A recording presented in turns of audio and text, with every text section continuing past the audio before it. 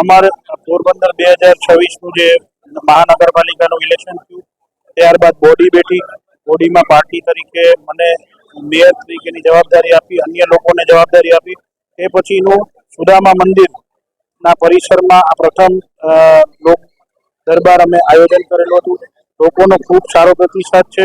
ક્યાંક ક્યાંક એવા સૂચનો આવ્યા છે કે બ્લોક નથી, બ્લોકનું કામ અધૂરું છે, ક્યાંય ગટરના પ્રશ્નો છે, ક્યાંય લાઇટના પ્રશ્નો છે.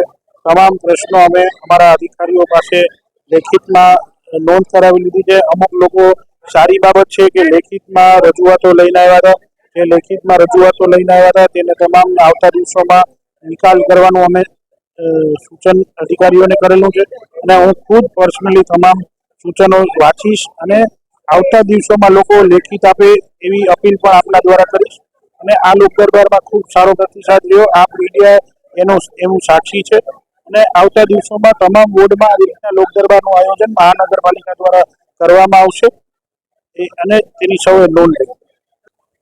કોઈ એમાં મોટું કારણ નથી. મારી ખુદની લાગણી હતી કે પહેલો લોક દરબાર આપણે કરીએ જ્યારે હું મેયર પદે જ્યારે હું બિરાજમાન થયો ત્યારે મારી લાગણી તો એ જ હતી કે હું મેયર નથી, સુદામાજી પોરબંદરના પ્રથમ મેયર છે, એટલે એમના પરિસરમાં એમના જ મંદિરમાં આ પ્રથમ લોક દરબાર થાય એવી મારી અંગત લાગણી હતી. તેને માન આપી અને તંત્રએ આ આયોજન 5, 6, 7નું કર્યું છે. કેમ કે લાગતા ઓળખતા વોર્ડ હતા. જે મંદિર આવ્યું છે તેના લાગતા ઓળખતા વોર્ડ 5, 6, 7 હતા. એટલે તંત્ર એ રીતના આયોજન કરે.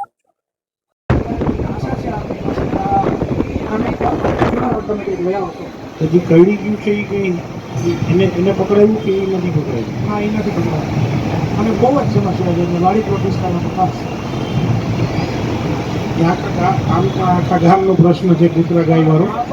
વોર્ડ નંબર 9 જે પૂર્વ ધારાસભ્ય મેયર સાહેબ, આપણા સાંસદ સાહેબ બધા ન્યાય ચેરમેન સાહેબ ત્યાંથી જ આવે છે. એટલે આશા છે કે હવે તમે બધા કંઈક પરમાનન્ટ નિવારણ લઈ આવશો. ચોક્કસ આમાં આપણે ટેન્ડર પ્રક્રિયા ચાલુ છે. કૂતરાની ટ્રીટમેન્ટ થઈ જશે એટલે પછી એ પ્રશ્ન એકદમ કાયમી માટે હલ થઈ જાય એવું કરી દઈએ. અને સત્યનારાયણ મંદિર પાસે રોજ કોઈ ને કોઈ વૃદ્ધ મંદિરે દર્શન કરવા ગયા હોય ગાયોનો ત્રાસ નહીં. સાચી વાત છે. એટલે ધ્યાને રાખવા વિનંતી. Thank you.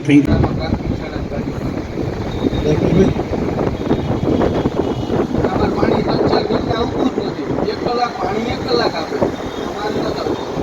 અમારે તો એક મોટર છે કે એવું કંઈ નથી.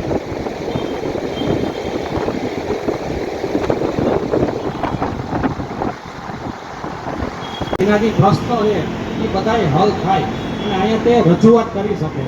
અને હું રોડ નંબર 5માંથી આવું છું અને અમારો પ્રશ્ન એવો છે કે પાટા પાસેથી રેલવે લાઇન જાય છે, બરોબર? એને પોતાનું રેલવે લાઇનનું એંગલ બાંધેલું છે અને અહીંયા રોડ એટલો એને ખરાબ કરી નાખ્યો છે ને.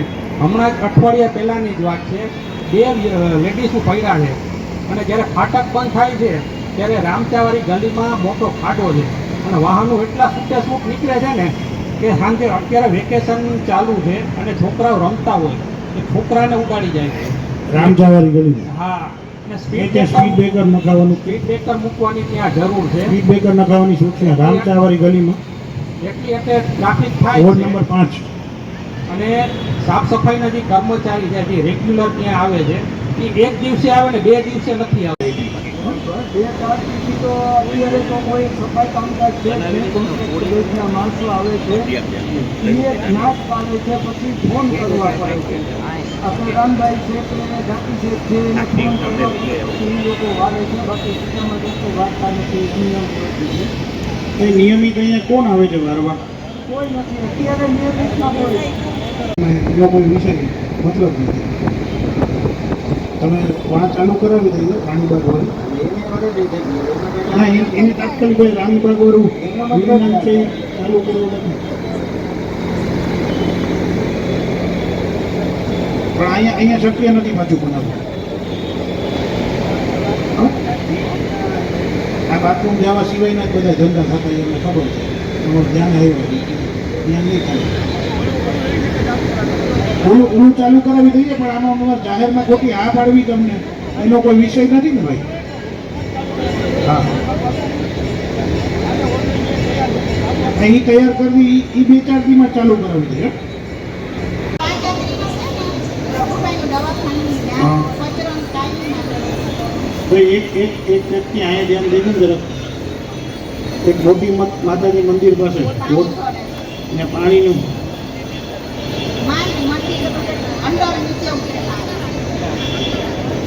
તો નીચું છે થોડું બધું.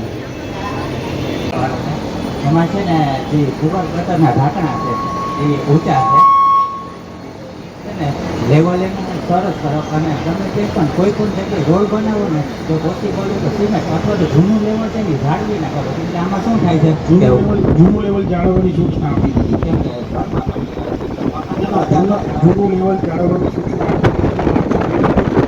અને હવે જે નવા લેવલ લાગે છે, ત્યાં ઊંચા થઈ ગયા છે તો પેલા ખોદવા દોઢ બે ફૂટ ખોદી પછી હવે પાછળથી કોઈને છે કોઈ પ્રશ્ન? આવો ને. આ ભાઈને માઇક આપો પેલા. અહીંયા બધાને પણ એવી એવી જગ્યા હોય કે જ્યાં પબ્લિકને જોવડાવી. તો એ થોડુંક કરાવજો કેમ કે આ બધી ગાય છે એટલી હા, બધી હા, તો થોડુંક તકલીફ પડે હા. અને એસએસસી ના અંદરના ભાગમાં થોડુંક ગંદકી ને એવું બધું વધારે થાય એ છે તો ગાયોને હવે તો બીજું કંઈ વિકલ્પ નથી કે કોઈ ખવડાવે છે પબ્લિક એને બધું ખવડાવતું હોય તો એવું એમ કે જ્યાં કંઈ પબ્લિકને ના નડતા હોય એવી જગ્યા હોય ધારો કે આ ભૂતનાથ મંદિરના અંદરના ભાગમાં છે પછી ચૌડેશ્વરની સામે આમ અંદરના ભાગમાં એસએસસીની અંદર છે છે દાખલા તરીકે મેમણવાડની અંદર કન્યા શાળાનો બિલ્ડિંગ એની આગળ જાવ તો સી ગ્રેડ આવે અને અહીંયા આગળ જાવ તો સીધો એ ગ્રેડ આવી જાય એટલે આવી વિસંગતતાઓ વિશે પણ થોડુંક આખા પોરબંદર મહાનગરપાલિકામાં ફરીથી સર્વે કરાવો અને ABC જે ખરેખર પછાત વિસ્તાર છે એ વિસ્તારો સી ગ્રેડમાં આવવા જોઈએ એના બદલે એ ગ્રેડમાં છે તો એને વધારે વેરો ભરવો પડે છે તો હવે એ પાછું લેવલ માટે યોગેશભાઈ પોતાની જાણ કરી યોગેશભાઈ કે અમે તમને વાત કરું પણ ભાઈ એટલે નહોતો વરસાદ પછી આપણે લેવલ કરી દઈશું. અત્યારે વરસાદ તો આ આપણે છેલ્લા વરસાદને બધાના ઘરમાં પાણી ભરાવાની નહીં. હવે આપણે તમારા એરિયામાં એ રીતના ઢાંકણા ખોલી નાખો તો પાણી નીકળી જાય કેટરમાં. નથી સાહેબ એમાં એવું છે કે એ 4 શેરી જ એવી છે હા. કે એ 4 શેરીમાં જ ભરાય છે બાકી યોગેશભાઈ કાલે રૂબરૂ જઈને થોડુંક જોવડાવી લો ને એન્જિનિયરને લઈને. સોમવાર મંગળ કાલે સોમવારે યોગેશભાઈ બતાડી દેજો. કાલે રવિવાર છે, યોગેશભાઈ લઈ જજો.